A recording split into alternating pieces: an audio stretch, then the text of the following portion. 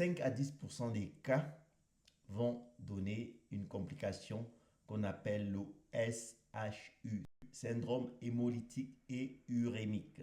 Ça se développe généralement quelques jours après la diarrhée et se caractérise par une triade. Anémie hémolytique, ça veut dire qu'il y a une baisse des globules rouges par destruction. Thrombopénie, baisse des plaquettes dans le sang. Insuffisance rénale due aux lésions des petits vaisseaux. Il faut savoir que le SHU, c'est la principale cause d'insuffisance rénale aiguë chez l'enfant de moins de 3 ans.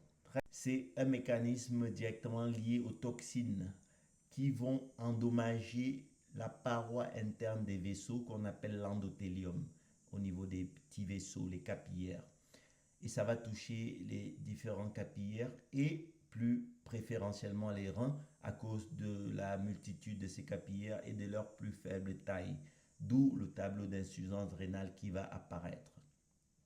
Cette insuffisance rénale peut nécessiter une dialyse en urgence. L'anémie avec destruction des globules rouges peut nécessiter une transfusion et on peut avoir aussi besoin des échanges plasmatiques.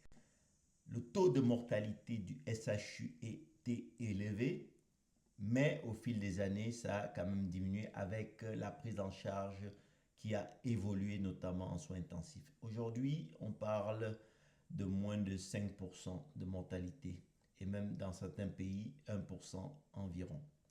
Mais, les survivants peuvent garder des séquelles rénales jusqu'à 20 à 30% des cas, donc une insuffisance rénale chronique. Donc le risque est donc élevé chez les jeunes enfants, mais aussi chez les personnes âgées qui peuvent développer des tableaux graves, des formes graves.